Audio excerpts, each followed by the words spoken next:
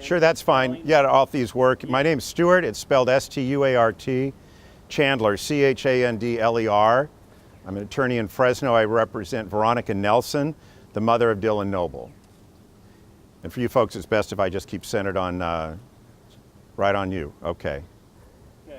That works out. Just tell me when everybody's set up and I'll fire away and you guys can ask some questions. All right, hi. My name's Stuart Chandler. I'm the lawyer representing Veronica Nelson, the mother of Dylan Noble.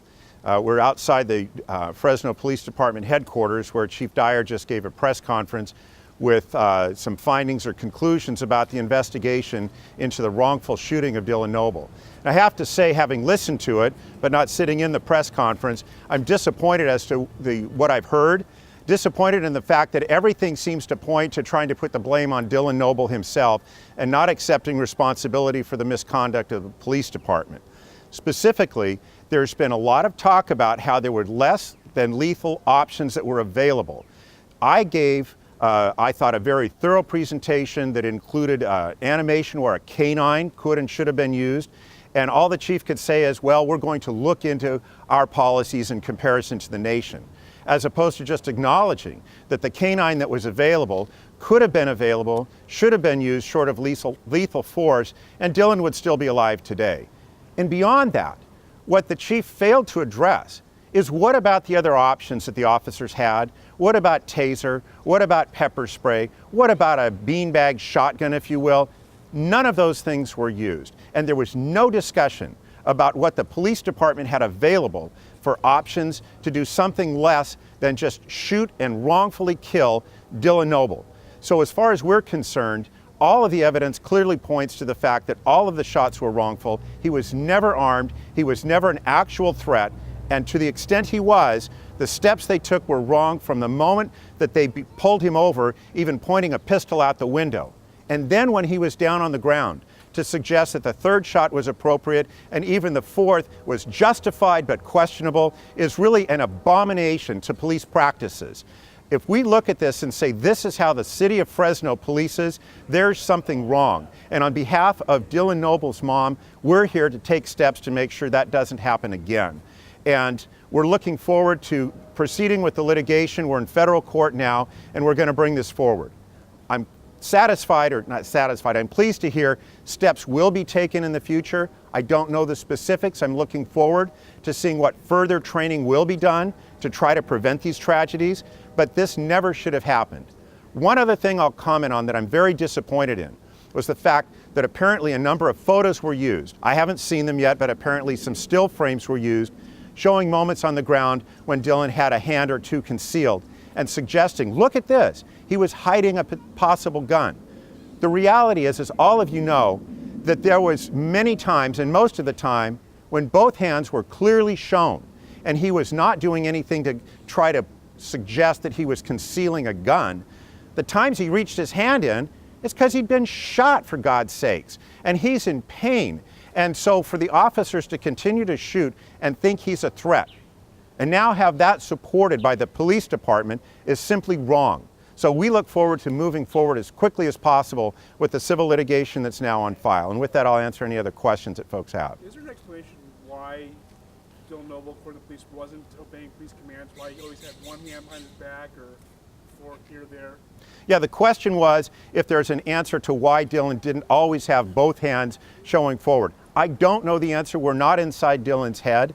So I can't say exactly what was going through his mind. I will say this, there were moments where both hands were shown, and secondly, there was more than enough opportunity to do something other than take a pistol and fire 3 rounds into this innocent man. Other options were available. So it's completely a miscarriage of justice to try to put all the blame on the actions of somebody who was unarmed and not a threat and take them out of context and make a misjudgment and a fatal misjudgment. Other questions?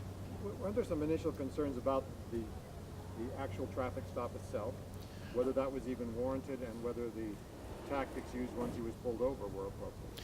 Yeah, the question was whether the initial traffic stop was warranted or not. You know, we've all seen the video from the police vehicle, seeing some smoke coming out from the vehicle as it was turning the corner. And so to say that that would justify a traffic stop, I'm not here to argue about that. I don't have enough specifics on what transpired other than what we've all seen on the video. But we know this. After the lights were activated, he continued within the speed limit and pulled over at the first available place that was safe for him to pull over. So as far as we're concerned, he was fully compliant. In fact, even as you go down that roadway, you'll see there's signs along the road that says no stopping at any time. So he went to the place that he could pull over to a safe location, and he did exactly what he was supposed to do. But certainly while he was being followed, and one of the officers has a pistol pointed through the front windshield, is unsafe. It's against every reasonable police policy to have done that. And the independent auditor, that's Independent Office of Review, has also come to that same concern in the report that was issued last month. Anything else? Do you understand if there's been any discipline against those two officers? Because the chief wouldn't reveal clearly. I have no more understanding about what, if any, discipline is involved with the two officers other than what the police chief said. But it's obvious from what he said that they're still working for the City of Fresno Police Department. And it's also obvious that the Fresno Police Department seems to put more concern for the rapport with its own officers than the 500,000 people that live in the city of Fresno. I know the chief talked about a balancing act of wanting to be supportive of officers, but also wanting to have knowledge within the community that the community can trust the police department. But I think when that balancing act was done here, the scales were tipped way too much in favor of being supportive of officers and disregarding good rapport and looking out for the best interest and safety of the citizens of Fresno as a whole. What does the family think should happen to the officers? You know, we haven't had a discussion about what should happen to the officers individually. The family's perspective is this, that the city should come forward and acknowledge what happened was wrong and should take reasonable and appropriate steps to make sure something like this doesn't happen in the future. And what I heard today doesn't suggest that either one of those things is going to happen. I'll be anxious to see specifically what additional training they're talking about, and I'm hopeful that's going in the right direction. But given the tenor of what Chief Dyer just said a few moments ago, I'm not optimistic that it's going to bring the full satisfaction that we'd be looking for here. Just a week or two ago, the city paid more than $2 million in a shooting in which another man was shot 3 times while he was laying on the ground. Correct. Is there any relevance to this? I don't know. I understand that there was the settlement with the family of Jaime Reyes, who was shot while he was on the ground.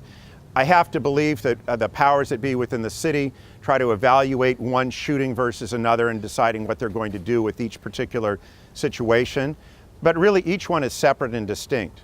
I will say this, though, that it's troubling to me that what happened to Mr. Reyes several years ago didn't result in a sufficient response within the police department to have training to make sure that they're not just going straight to deadly force. Because that's what they did with Mr. Reyes. Used deadly force when it wasn't necessary, and yet years passed and the same thing happened with Dylan Noble here years down the line. And now we're being told, well, we'll look forward to making some changes in the future. And I hope that, you know, all those statements don't just fall on deaf ears with the powers that be in the city. Anything else? Other questions? Current case or current status of your claim? Sure. The status of the lawsuit is that it was filed in the state court. I filed on behalf of Veronica Nelson. Warren Pabuchin filed on behalf of Darren Noble, the father of Dylan Noble. The city of Fresno's lawyers filed papers to have both cases moved, or what's called removed, to the federal court. And they've been consolidated. We've got a hearing coming up just on the status of the cases in February of next year.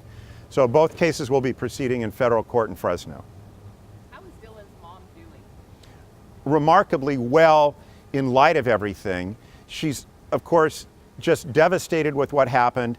There's no words that can express the loss and the emptiness in her life, and I'm not going to go into a lot of the personal things.